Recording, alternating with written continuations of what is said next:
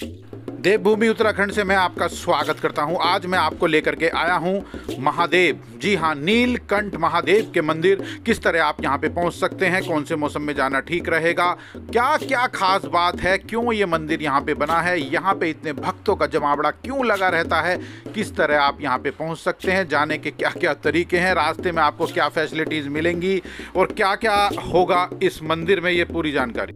अगर आप हरिद्वार आ रहे हैं माँ गंगा में डुबकी लगाने के लिए तो इस मंदिर में भी ज़रूर आएँ।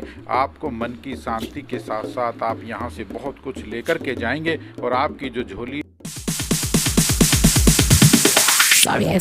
नीलकंठ महादेव की बेसिकली यात्रा ऋषिकेश से ही शुरू हो जाती है और पथरीले और पहाड़ी और सुंदर नज़ारों से होते हुए आप नीलकंठ महादेव के मंदिर पहुँचते हैं।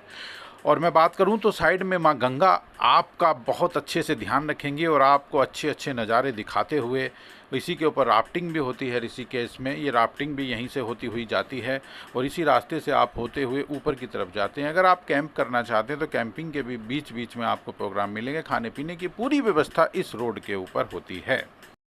नीलकंठ महादेव एक नाम ही नहीं है, एक बहुत बड़ी उपलब्धि है, बल्कि मैं कहूँ तो भगवान शिव की महानता, उनके निस्वार्थ भाव, ब्रह्मांड के सर्वोच्च रक्षक के रूप में उनकी भूमिका को हम यहाँ पे प्रणाम करते हैं। जी हाँ, हलाहल विष, जी हाँ, समुद्र मंथन के समय जो विष निकला था, हलाहल विष के रूप में उसको ग्रहण करने के बाद उनका विष को ग्रहण करने के बाद उनका त्याग, दिव्य कार्य, दृढ़ता और करुणा का एक सागर, एक ऐसा पाठ उन्होंने पूरे विश्व में अपने लाखों भक्तों को प्रेरित करने के लिए पढ़ाया और इसीलिए भोले शंकर की पूजा बहुत बड़े बड़े बड़े भक्त करते हैं।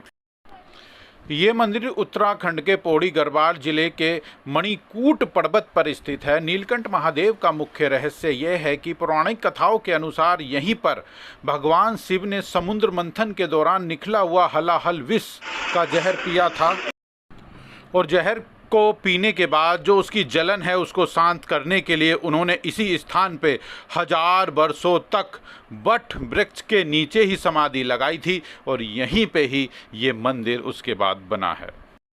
विष पीने के बाद जब उनको बेचैनी होने लगी तो माँ पार्वती ने उनका जो गला है वो दबा दिया और सारा का सारा जो विष है वो गले में ही रह गया और उनका जो गला है वो पूरा नीला हो गया। इसीलिए इस स्थान को नीलकंठ के नाम से जाना जाता है। इसी स्थान पर भगवान शिव ने अपना कंठ नुमा शिवलिंग इस स्थान पे विराजमान किया और आज भी नीले रंग इस शिवलिंग पे देखे जा सकते हैं। मंदिर के पास 2 नदियों का मिलन भी होता है। 2 नदी में से एक नदी का जो नाम है वो मधुमती नदी है और दूसरी का जो नाम है वो पकजा नामक 2 नदियां हैं जो यहाँ पे आकर के मिलती हैं और वो साक्षी हैं इस समाधि की आज भी, जहाँ भोले शंकर ने लगाई थी। यहाँ तक पहुँचने के लिए आप अपनी गाड़ी से भी आ सकते हैं। गाड़ी पूरी मंदिर पे आ जाती है। अगर आप पैदल आना चाहें तो पैदल भी 12 किलोमीटर का कठिन रास्ता तय करके आप इस मंदिर तक पहुँच सकते हैं।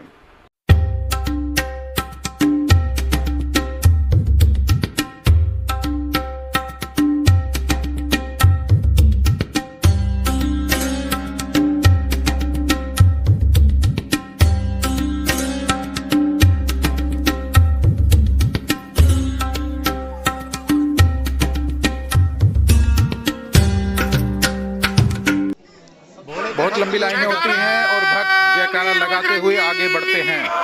जयकारे में इतनी ताकत होती है कि पूछो ही मत, मन प्रसन्न हो जाता है। पवन पुत्र हनुमान की, वीर बजरंग बली हनुमान की, देवादिदेव महादेव की, अरे नीलकंठ बाबा की, नीले नीले बाबा की, पार्वती मैया। बाबा के भक्त लंबे समय से बाबा के दर्शनों के प्यासे हमारे प्रिय माननीय श्री श्री श्री जोनी मलिक उफ मनीष मलिक बाबा के दर्शन के लिए पधार रहे हैं। बाबा उनको दर्शन देके उनकी मनोकामना पूर्ण करे। बोलो श्री वृंदावन बिहारी लाल की। उड़ान ग्रुप भी भोले जी के चरणों में आ चुका है शेष नमन करने के लिए। और भोले हमारे उड़ान को नई दिशा प्रदान करे और अपना आशीर्वाद भी दे। जय श्री भोले शंकर महाराज की जय कंप्यूटर बाबा उड़ान ग्रुप के फाउंडर भोले बाबा के दर्शन के लिए पधार चुके हैं।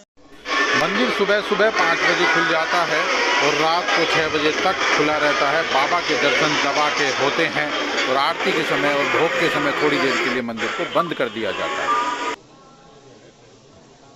अंकित चौधरी, दीपक तोमर, देवादिदेव महादेव की जय, भोले बाबा की जय, नंदी बाबा की जय।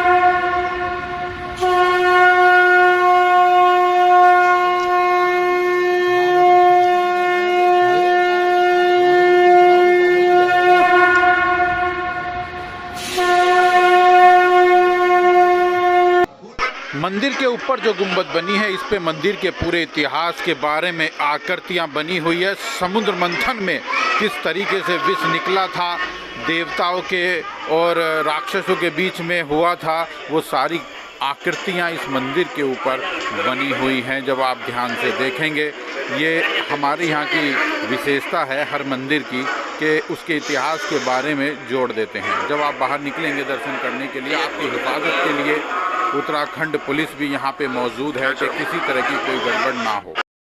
दर्शन करते ही जैसे ही आप बाहर निकलेंगे तो सिद्ध समाधि मंदिर भी आपको मिलेगा। आप इसके भी ज़रूर दर्शन करके आगे बढ़ें और अपनी यात्रा को सफल बनाएं।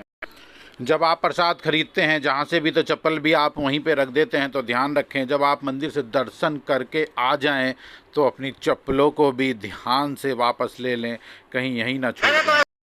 अगर आप रुद्राक्ष को रखने के शौकीन हैं तो यहाँ पे ताज़ा आपको रुद्राक्ष बिकते हुए दिखाई देंगे और आप यहाँ पे ले सकते हैं रुद्राक्ष को भी। और यहाँ पे इसको खोलते हैं, पानी से धो करके छील करके वो आपको देते हैं।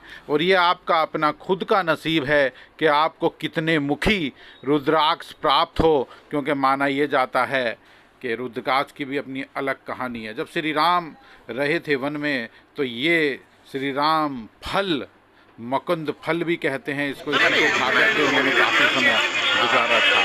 और चलिए अब हमारा सफ़र यहीं तक था, हम अब चलते हैं वापस। दर्शन करने के बाद फिर हमारा कारवां निकला है नीचे।